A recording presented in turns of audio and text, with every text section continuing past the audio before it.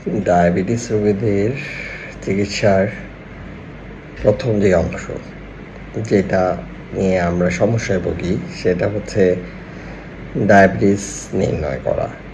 Diabetes নির্ণয় করতে গেলে আপনি যদি যে কোনো সময় দিনের যে কোনো ভাগে হঠাৎ করে ডায়াবেটিস মাপেন অথবা সকালবেলা কিছু না খেয়ে ডায়াবেটিস মাপেন, তাহলে ডায়াবেটিস আপনার ধরা নাও পড়তে পারে।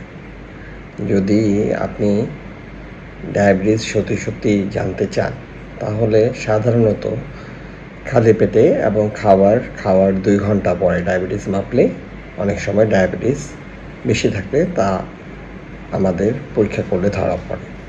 তবে অনেক সময় দেখা যায় যে তাতেও ডায়াবেটিস ধরা পড়ে না। আসলে ডায়াবেটিস যদি অনেক বেশি না থাকে তাহলে র্যান্ডমলি যে কোনো পরীক্ষা করলেই ধরা পড়ে না। সেই জন্য আমরা ওজিটিটি বা ওরাল গ্লুকোজ টলারেন্স টেস্ট করতে দিই, তার মানে খালি পেটে ডায়াবেটিস পরীক্ষা করতে দিই, আবার গ্লুকোজ খেয়ে 2 ঘন্টা পরে আবার ডায়াবেটিস পরীক্ষা করতে দিই। তো যেই সব রোগীদের ডায়াবেটিস আছে তাদের সাধারণত গ্লুকোজ খাওয়ার পরে ব্লাড গ্লুকোজ লেভেল অনেক বেশি বেড়ে যায় এবং সহজে ডায়াবেটিসটা ধরা পড়ে। এইটা অনেক সময় অনেক রোগীদের মধ্যে একটা বিভ্রান্তি তৈরি করে যে গ্লুকোজ খেলে তো ডায়াবেটিস বাড়বেই। অনেক রোগীরা বলে যে আসলে এটা গ্লুকোজ খেয়ে ডায়াবেটিস কৃত্রিমভাবে বাড়ার ব্যবস্থা করা হচ্ছে, তা কিন্তু না। এটা হলো প্রথম। আর ডায়াবেটিস ধরা পড়ার পরে প্রথম যে অংশটা সেটা হচ্ছে যে এটা মেনে নেওয়া যে আমার ডায়াবেটিস আছে। ডায়াবেটিস অন্যান্য সব রোগের মতোই সাধারণ একটি রোগ, তবে এর বিশেষ যত্নের প্রয়োজন হয় এবং যেহেতু এই রোগটি একবার হলে সম্পূর্ণ ভালো হয়ে যাবে এরকম অবস্থা সাধারণত কখনো তৈরি হয় না। তাই আপনি যতদিন বেঁচে থাকবেন এই রোগটা নিয়েই হয়তো আপনার বেঁচে থাকতে হবে। তবে আপনি যদি রোগটিকে নিয়ন্ত্রণ করতে পারেন তাহলে আপনার জীবন সুস্থ এবং সুন্দর হবে, এবং নিয়ন্ত্রণ করতে না পারলে আপনার জীবন জটিল বা তার সমস্যাময় হতে পারে। তাহলে আপনার ডায়াবেটিস হলে আমরা প্রথম যে জিনিসটার উপরে গুরুত্ব দিই তা হচ্ছে ডায়েট। আমরা অনেক সময় ভয়ে বলি যে ডায়াবেটিস হলে হয়তো একটা রোগী কোনো কিছুই খেতে পারবে না, এটা খেতে পারবে না, অন্যান্য জিনিস খেতে পারবে না, তা কিন্তু না। ডায়াবেটিস রোগীরা প্রায় সব কিছু খেতে পারবে, শুধু চিনি জাতীয় খাবার ছাড়া।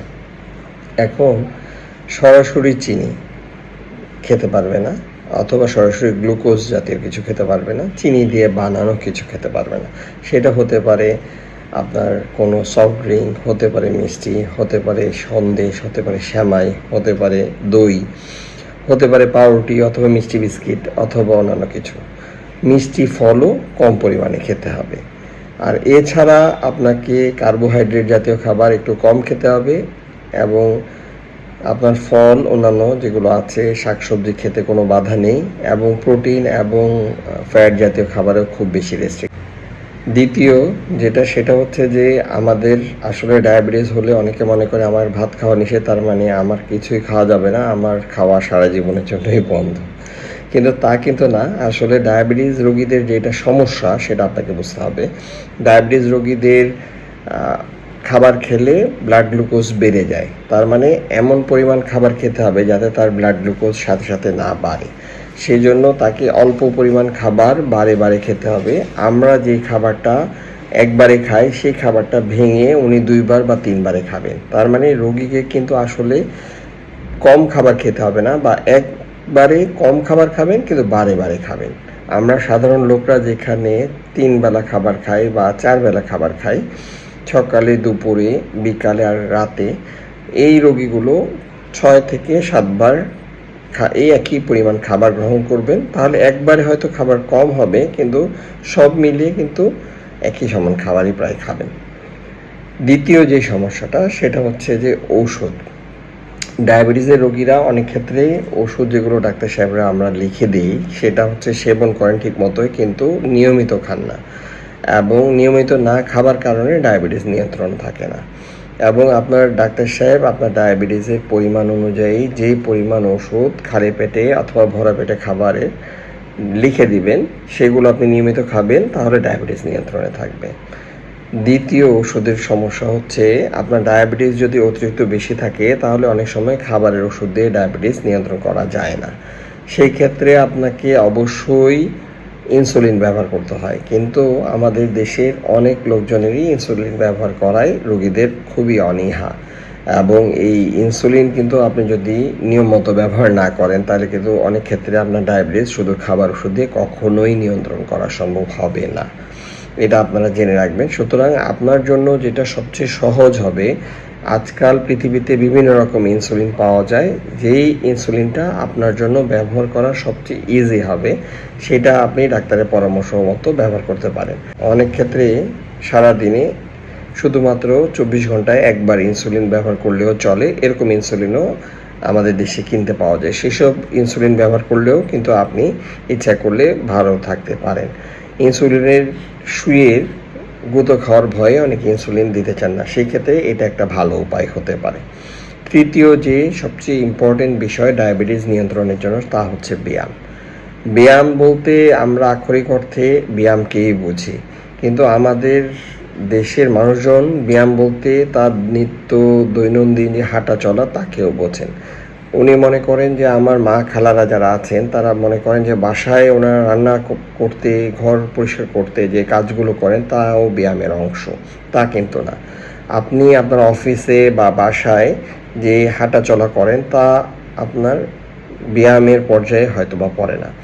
এটা একটু স্ট্রেনাস এক্সারসাইজ, একটু জোর দিয়ে একটু বেশি ব্যায়াম করার কথা বলা হয়েছে, এবং সেটা দিনে 30 মিনিট, এবং এটা একবারেও হতে পারে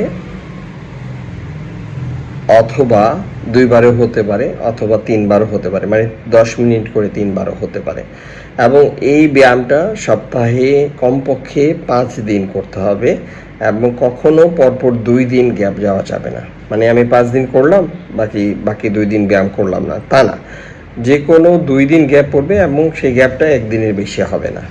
তাহলে এই ব্যায়ামটাও কিন্তু আপনার ডায়াবেটিস নিয়ন্ত্রণে অনেক জরুরি। আমরা ডাক্তাররা বিভিন্ন গবেষণায় দেখেছি যে ব্যায়াম করলে ডায়াবেটিস অধিকতর নিয়ন্ত্রণ হয় এবং ওষুধ আরও বেশি কাজে লাগে। এই জন্য অনেক রোগী আছেন যাদেরকে যদি প্রাথমিক অবস্থায় ডায়াবেটিস ধরা পড়ে, ব্যায়াম এবং খাদ্যাভ্যাস পরিবর্তনের মাধ্যমে কোনো ওষুধ ছাড়াই রোগী ভালো থাকেন। আমাদের অনেক রোগীরাই বিভিন্ন আকর্ষণীয় বিজ্ঞাপনে দেখা যান যে অনেকের কাছে যে ওষুধ খাওয়া লাগে না, ডায়াবেটিস শুধুমাত্র বিভিন্ন রকম ভেষজ বা বিভিন্ন রকম ওষুধ খেলেই ভালো থাকে, এটাতে আকৃষ্ট হয়ে সেটা চিকিৎসা নেন। কিন্তু মনে রাখবেন যে আপনার ডায়াবেটিস যদি অতিরিক্ত থাকে, আপনি এইসব ভেষজ চিকিৎসা করার ফলে আপনার ডায়াবেটিস জনিত যে কোনো জটিলতা তৈরি হতে পারে, এবং এইসব জটিলতা থেকে আপনার মৃত্যুর ঝুঁকি পর্যন্ত থাকে। কিন্তু তৎক্ষণাৎ হয়তো আপনি এই সমস্যাটা বোধ করবেন না। ডায়াবেটিস হলে তাহলে কি সমস্যা হতে পারে? সমস্যা যেটা হয় আমরা ডাক্তারি ভাষায় বলি মাইক্রোভাস্কুলার ডিজিজ, কিন্তু আসলে এগুলো রোগীদের জন্য বোঝা কঠিন। আমি সহজ ভাষায় বলি, সেটা হচ্ছে যে রোগীর চোখের, ব্রেনের, কিডনির, হার্টের, হাতে পায়ের যে রক্তনালীর এইসব জায়গার বিভিন্ন সমস্যা হতে পারে। এখন এই সমস্যা থেকে তাহলে জীবন সংশয় কিভাবে দেখা দেয়? আপনার যখন কিডনি নষ্ট হয়ে যাবে আপনি কিন্তু বলতে পারবেন না। কিডনি নষ্ট হওয়ার কিন্তু কোনো ব্যথা তৈরি হয় না যে আমার ব্যথা হবে তারপর আমি বলতে পারবো যে কিডনি নষ্ট হয়ে যাচ্ছে। তাইলে হঠাৎ করে একদিন দেখবেন যে আপনার কিডনি কাজ করছে না, তার কিছু লক্ষণ দেখা দিচ্ছে। আসলে আপনি যে দীর্ঘদিন ধরে ডায়াবেটিস নিয়ন্ত্রণ করছেন না এবং বিভিন্ন ভেষজ উপাদান খাচ্ছেন, তা থেকে একটা সময় আপনার কিডনি হয়তো নষ্ট, বিকল হয়ে যেতে পারে।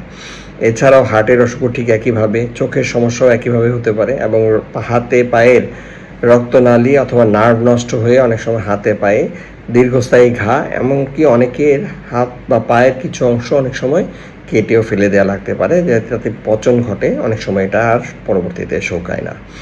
তাহলে আমাদেরকে ডায়াবেটিসের ব্যাপারে অত্যন্ত সচেতন থাকতে হবে। ডায়াবেটিসকে হালকাভাবে নেওয়ার সুযোগ নাই। তবে আমরা কিন্তু খুব সহজেই আমাদের খাদ্যাভ্যাস, ব্যায়াম এই দুটার মাধ্যমে অনেক ক্ষেত্রে ওষুধ ছাড়াই ডায়াবেটিস নিয়ন্ত্রণ করতে পারি। সুতরাং ওষুধ খাওয়াটাই যে ডায়াবেটিসের একমাত্র নিয়ন্ত্রণ করার উপায় তাও ঠিক না, আবার ওষুধ ছাড়াই সব রোগীকেই যে চিকিৎসা করা যাবে তাও কিন্তু ঠিক না। সুতরাং আপনারা ডায়াবেটিস সম্পর্কে সচেতন হবেন এবং ভালো থাকবেন।